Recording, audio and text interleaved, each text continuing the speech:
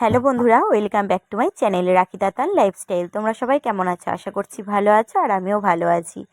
তো বন্ধুরা, মা আজকে বাজার থেকে চিংড়ি মাছ এনেছিল, আর আজকে কিন্তু চিংড়ি মাছটা দিয়ে একটা দারুণ রেসিপি হবে। আমার তো খুব পছন্দের একটা রেসিপি, আশা করছি তোমাদেরও রেসিপিটা ভালো লাগবে।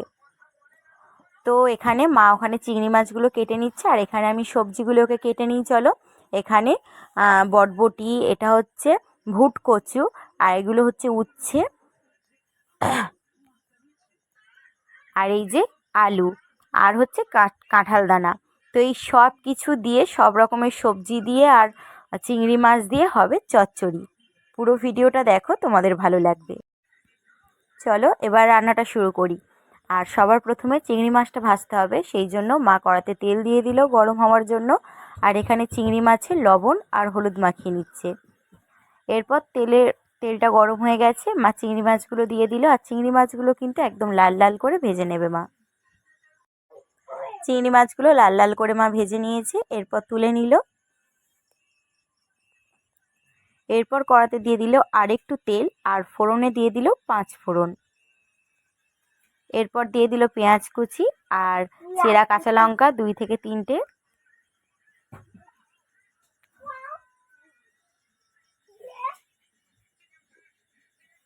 পেঁয়াজগুলো হালকা করে ভেজে নিয়ে মা আদা রসুন বাটা দিয়ে দিল।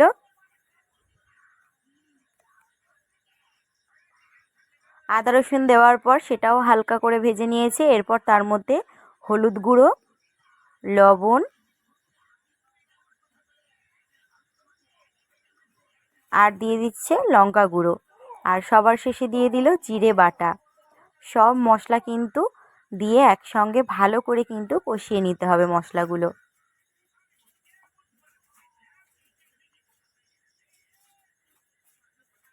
এরপর আমি যে সবজিগুলো সব কেটে ধুয়ে রেখেছিলাম সেটাই মা দিয়ে দিল।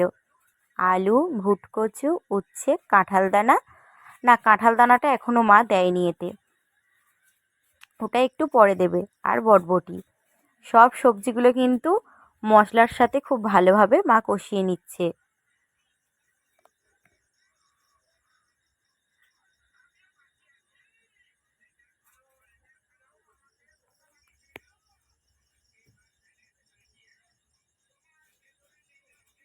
এরপর দিয়ে দিল কাঁঠাল দানা।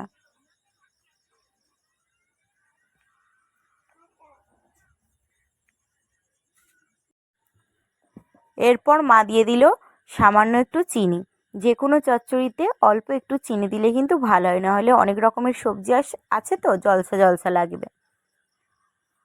মা কিন্তু সবজিগুলো অনেকক্ষণ ধরেই কষিয়ে নিয়েছে। এরপর কিন্তু মা জল দিয়ে দেবে, আর জলটা কিন্তু একদম অল্প দিতে হবে, যেহেতু চচ্চড়ি হচ্ছে আর একদম মাখা মাখা গায়ে গায়ে হবে, সেই জন্য জলটা কম করেই দিয়েছে। এরপর সব সবজি কিন্তু সেদ্ধ হয়ে গেছে, শুধু ভুট কচুটা একটু বাকি আছে। ভুট কচুটা কিন্তু সেদ্ধ হতে একটু সময় লাগে। এরপর ভেজে রাখা চিংড়ি মাছগুলো কিন্তু মা দিয়ে দিল। তো চিংড়ি মাছগুলো দেওয়ার পরেও কিন্তু ঢাকা দিয়ে রাখা ছিল ভুট কচুটা সেদ্ধ হওয়ার জন্য।